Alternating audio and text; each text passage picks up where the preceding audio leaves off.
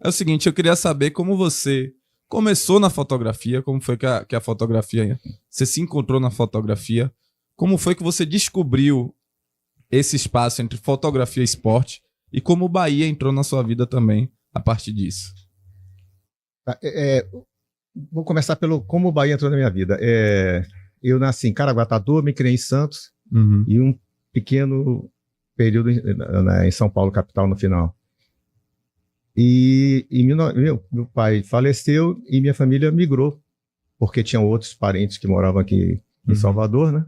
Então a minha família migrou para cá. Isso em 1969, final de 69. Eu fui estudar no Severino Vieira e a partir dali, eu me lembro que o Roberto Rebouças, o filho dele, estudava lá e tal. Eu sei que eu acabei indo parar no Bahia para jogar no infantil. E a partir dali você já começa, pô, tô jogando no Bahia, aqui no infantil e tal. Eu já tinha jogado no Dente de Leite e no Fraldinha, no Santos, que eu morava pertinho da Vila Belmiro, na Conselheiro Nébias. Então, o Santos era o meu time de coração, né? Aí quando foi nos anos 71, por aí 72, o Bahia importou um caminhão de jogadores do Santos. Aí veio Douglas Picolé, Altivo, Almiro. Depois o Roginho veio pro Vitória, acabou indo pro Bahia. Aí veio Léo Oliveira, Fito. Então eu falei, pô, eu agora sou Bahia. Passei a gostar do Bahia, a torcer e ir pros jogos, tudo. Lembro como se fosse hoje, em 89, o Bahia Fluminense, depois Bahia Internacional. Uma lotada de gente pra caramba, rapaz. E aí pronto, aí eu passei a ser Bahia. A fotografia, eu tenho um tio, ele era fotógrafo, e eu adorava. No final de semana ele saía para fazer fotos de casamento, de aniversário. O que dava para eu ia junto, né? E gostava de ver ele fotografar e tal. E aí ele tinha aquele laboratório de revelação de fotos preto e branco, né? E eu ficava prestando atenção e aprendi tudo, né? Botava no pregadorzinho Isso, eu aprendi a fazer tudo, eu olhava o que ele misturava, onde ele pegava, como é que fazia e tal. Aí e o papel naquela época era importado, aquele Kodak, caro pra cacete. Aí um belo dia ele me flagrou, revelando foto lá. Aí me deu maior expor, mas rapaz, custa caro você revelando. Eu falei, não, mas eu tava... Aquelas fotos que tinha negativa, eu chegava, tá, e revelava. Aí ele me deu uma máquina de presente no meu aniversário. Era uma Kodak Xereta, acho que era Xereta o nome daquela máquina. Foi minha primeira câmera. E a partir daí, tudo que eu podia fotografar, eu fotografava e indo. Aí depois foi ampliando.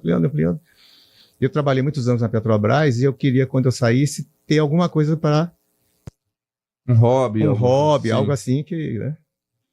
Aí surgiu essa oportunidade. Aí eu tive estúdio também. Eu fiz muitas fotos para as bandas aí de axé, de Salvador e tal.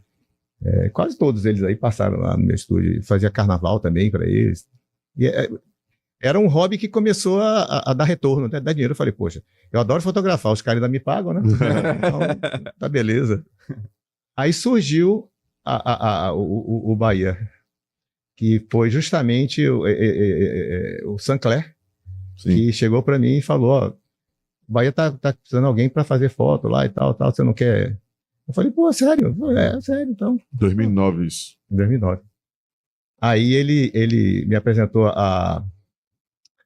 meu nome, meu Deus, a memória começa a falhar. Jaime Brandão. Desculpe, viu, Jaime, ter esquecido seu nome. Por muito tempo, assessor de imprensa. Grande Jaime Brandão, adoro Jaime Brandão. Aí ele olhou para mim assim, você já fotografou futebol alguma vez? Eu falei, ativamente não, mas de vez em quando, um babinho assim, eu vou lá e fotografo dos meninos, aquela coisa toda, então, eu fiquei brincando com ele, né? Eu sei que aí eu comecei, né?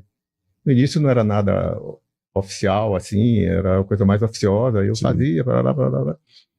Logo depois eu comecei a trabalhar para a Getty, fiz para a France Press também, um bom tempo. Mas sempre com o Bahia ali do lado. Sim. Fazendo as coisas pro Bahia e tal. Paralelamente. Até que depois da democracia, eles me propuseram exclusividade, né? Aí eu falei, bom, então tá, vamos fazer um contrato, pronto. Aí a partir de 2000... Na gestão de Marcelo ou de Schmidt? Né? Já, foi na transição. Sim. De Schmidt para Marcelo. E aí pronto, aí eu comecei a fazer oficialmente com exclusividade pro Bahia. E aí, até hoje, Quer dizer, até hoje não. Até dezembro de 2023 eu estava lá. E antes de chegar nesse ponto, fala um pouco da diferença do Bahia que você assumiu ali a fotografia em 2009 para o Bahia que você deixou em 2023. Rapaz, olha... Como era o cenário? O cenário, naquela época de 2009, era terrível, né? Mota estava lá Tava Mota, Paulo Carneiro esteve lá. É verdade. Paulo Carneiro, interessante, a apresentação dele foi no shopping Guatemi, no cinema.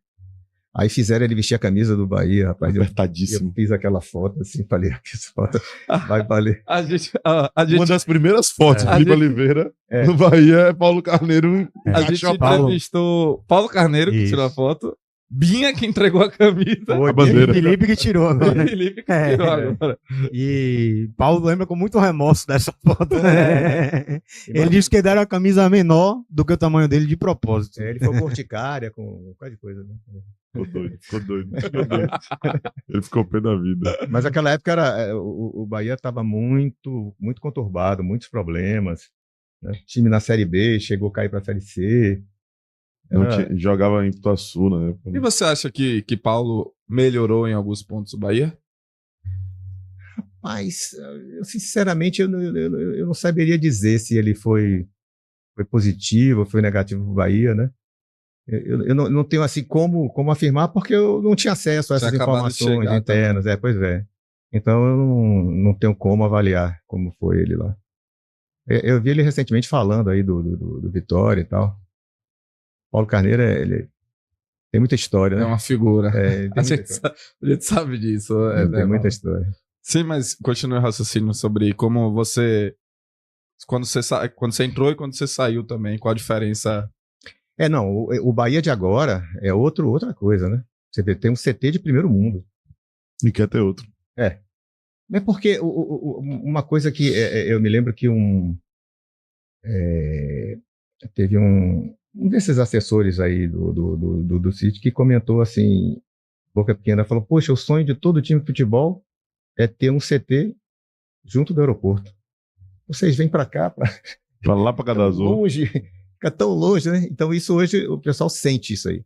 Essa distância aí realmente do aeroporto é muito complicado, né? Porque o ônibus está lá, todo mundo lá, e aí sai para vir para cá. Até a própria Fonte Nova, né? É longe para caramba. Então, eu acho que a concentração não é lá, né? A concentração deve ser em algum hotel. Não. Agora eles estão no Campo Grande, mas antes também eles ficavam ali no aeroporto, no City. Mas esse Bahia de hoje é muito... Outra coisa. As instalações ali do CT, tudo é primeiro mundo mesmo. E Felipe, nesse tempo que você passou, passaram alguns presidentes pelo Bahia. Institucionalmente, o time ali, teve alguma gestão que chamou sua atenção na mudança, na maneira de tratar os funcionários, ou no profissionalismo, que você viu realmente o clube evoluir para que essa mudança interna se transformasse dentro de campo, ou então para a vida de vocês mesmo, que trabalhavam ali com o clube? Qual foi que chamou mais atenção para você? Olha, a partir da democracia, realmente melhorou muito o relacionamento. O Schmidt era um cara fantástico. Um gentleman.